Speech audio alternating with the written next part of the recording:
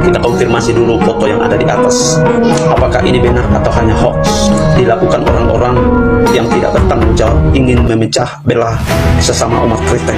Saya nggak percaya kalau pendeta Gilbert Lumendong setega itu melakukan hal seperti yang kita lihat. Semoga ini tidak benar. Mari kita saling mendoakan satu dengan yang lain, saling menguatkan, saling memberi semangat untuk memberitakan Injil dari Samaria sampai ke ujung bumi.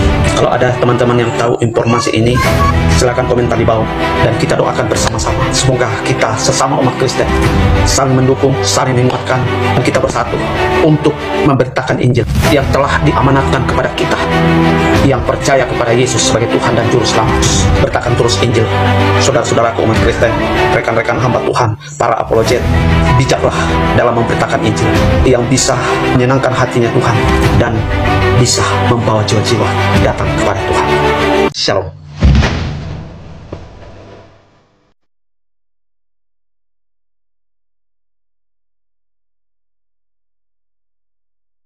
Wajib percaya. Apa penyebab menurut Muhammad, apa penyebab orang bangun kesiangan?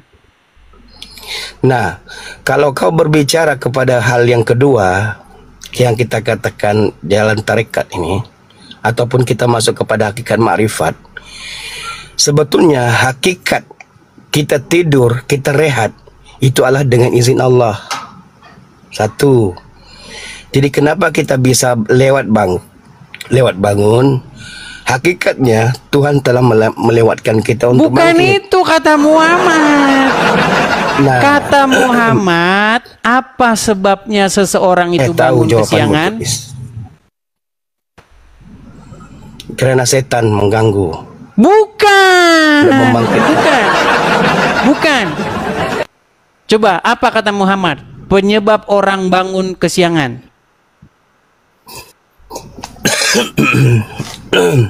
Tidak tahu kan dia? Silakan. Baik, tadi kan sudah saya bilang.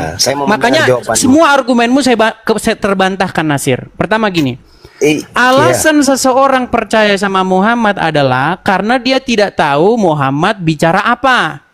Seandainya dia tahu Muhammad bicara apa, hanya ada dua kemungkinan. Kalau dia masih percaya, maka orang tersebut tidak waras lagi.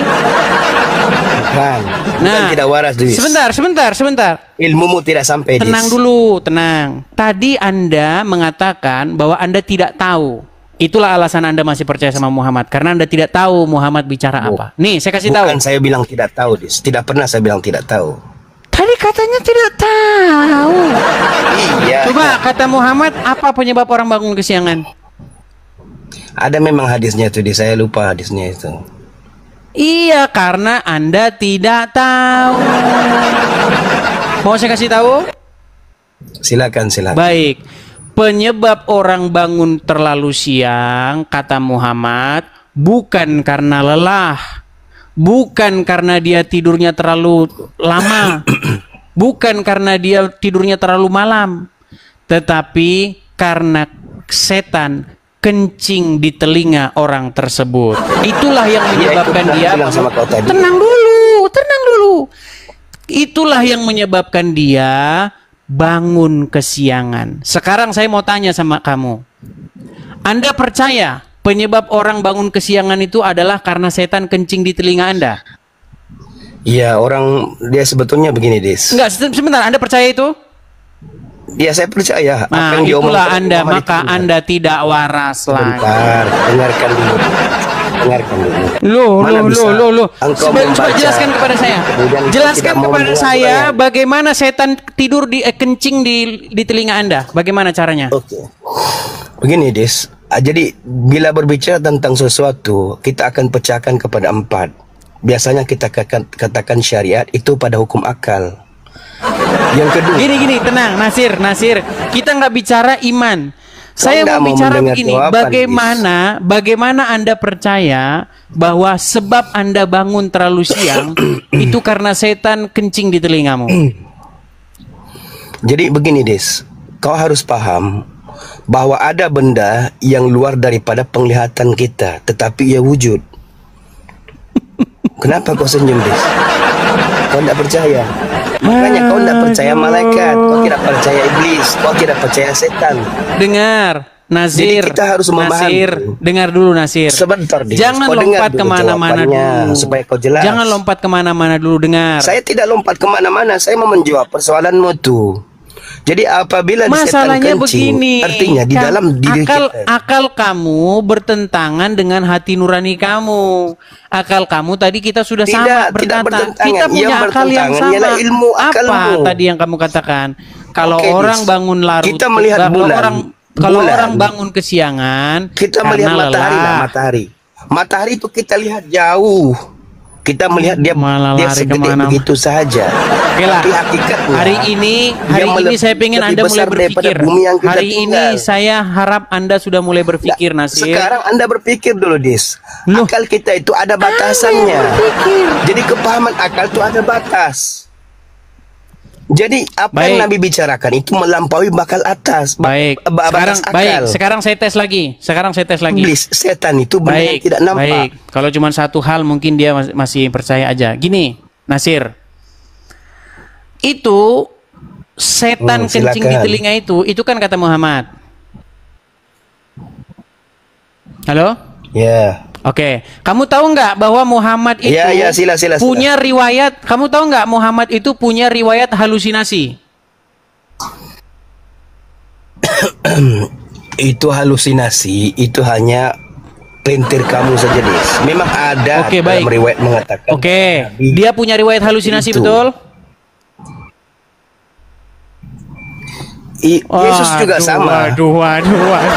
Dia dirasuk setan. Berat. Gila. Ada dalam Bible semua, Dis. Nah, kamu turunkan aku, Dis. Kau Nasir, takut, Dis. Kepanasan kau, Dis. apakah kamu Takut tahu kau. bahwasanya Muhammad punya riwayat halusinasi? Tahu aku, tahu. Oke, berarti Bahkan aku juga bisa tahu nggak di dalam kemungkinan dia Bible-mu itu berhalusinasi? ada menyatakan Yesus gila. Dengar, kalau Halusinasi tuduhan, bagaimana, Dis? dengar, Halusinasi kalau bagaimana? tuduhan, tenang, Nasir tenang dulu. Kalau tuduhan, orang tenang. bisa saja menuduh apa saja. Dituduhlah nyolong mangga, dituduh nyolong Ya, sama rambutan, tak seperti masalah, halusinasi. namanya tuduhan. Tetapi pengakuan atau pembuktiannya itu ada atau tidak. Contoh, Muhammad itu bukan dituduh bahwa dia berhalusinasi, tapi diakui oleh riwayat sendiri bahwa dia berhalusinasi, betul? Ya bawakan riwayatnya, Dis. Supaya jelas. Kamu nggak tahu apa-apa, kamu belajar dulu sana, belajar dulu. Yuk, silakan. Kan sudah saya bilang teman-teman. Anda itu percaya kepada Muhammad karena Anda belum tahu Muhammad itu ngajarin apa. Anda belum tahu. Anda cuma ikut-ikutan saja. Seandainya Anda tahu, saya pastikan Anda berhenti percaya sama Muhammad. Nggak percaya Anda itu. Salam saudara-saudara, itulah dia diskusi yang baru saja kita tonton tadi antara Edis TV dan seorang muslim berpeci. Kita sudah menonton tadi bagaimana viral di media sosial bahwa seorang pendeta Gilbert melaporkan yaitu Edis TV. Tetapi kita tidak tahu apakah video ini betul-betul dikatakan atau ditulis atau dilakukan oleh pendeta Gilbert sendiri, ataukah ini adalah fitnahan dari orang-orang yang tidak bertanggung jawab untuk memecah belah umat Kristen. Nah teman-teman, bagi saudara yang mengetahui video lengkapnya ataupun yang mengetahui ya tentang berita yang sesungguhnya, silakan isi di kolom komentar ya saudara. Kenapa saudara? Karena memang kalaulah hal ini betul, seharusnya kita sebagai orang Kristen ya, itu bukan ranah kita, karena kita orang Kristen tidak dirugikan oleh seorang Edis TV. Karena yang kita lihat, Edis TV hanyalah membuka wawasan, dan Edis TV hanyalah untuk menandingi polemikus muslim yang selama ini membahas tentang Alkitab seperti Don Ditan, Joma, Zakir Naik. Jadi apa yang dilakukan Edis TV hanyalah untuk menyaingi ataupun menandingi apa yang dilakukan oleh orang-orang sebelah. Nah, saudara, dan kalau kita melihat pemberitaan Injil yang dilakukan oleh Edis TV ya, itu banyak ya, membuat orang-orang tersadarkan, membuat orang-orang makin mengenal kebenaran dan mereka percaya kepada Tuhan Yesus. Makanya kalau kita lihat di TikTok ya, banyak orang-orang dari seberang Mereka percaya kepada Yesus karena logika berpikir yang cerdas yang disampaikan oleh Edis TV, sehingga itu bisa mewaraskan banyak orang. Ya. Kalau apa yang dilakukannya adalah baik, kata-katanya sopan, kata-katanya santun, ya saya rasa ya kita sebagai orang Kristen bukan malah menolak ataupun merasa tersaingi tentang hal itu, tapi kita seharusnya mendukung. Ya, tidak bisa kita dukung dengan kata-kata, setidaknya kita dukung dengan doa. Ya, karena zaman sekarang ini kita melihat adalah zaman media sosial. Apa saja yang diberitakan di media sosial, maka itu akan dilihat oleh orang banyak. Maka besar potensi ya orang-orang diubahkan ketika video-video viral diberitakan. Makanya kalau kita melihat Edis TV ini kan sudah sangat viral, sudah mendunia. Kalau boleh saya katakan, ya Zakir Naik saja sudah kalah, ya. Karena kita melihat seperti Zakir Naik, Ustadz Abdul Somad, penontonnya hanyalah 1.000. Ya, bahkan tidak sampai 2.000, bahkan kadang tidak sampai 1.000. Tapi kalau Edis TV kita melihat ketika dia live streaming, ya penontonnya 30.000, bahkan lebih. Nah, ini besar potensi untuk mencerdaskan orang-orang, besar potensi untuk membuat orang-orang berbalik kepada kebenaran yang sesungguhnya.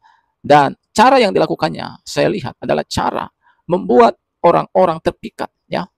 Karena seperti sekarang ini, ya bukan tidak baik khotbah itu baik dan bagus, mencerdaskan. Tapi kadang-kala khotbah itu hanyalah mencerdaskan umat kita saja, ya. Sedangkan untuk mencerdaskan orang-orang yang belum percaya kepada Yesus, ya inilah cara mungkin yang diberikan Tuhan hikmat bagi seorang Edis TV, sehingga lewat cara yang dilakukannya banyak orang berbalik dan bertobat dan mengenal kebenaran itu sendiri. Nah, kiranya video yang saya bagikan ini boleh memberikan bagi kita informasi penting. Tuhan memberkati.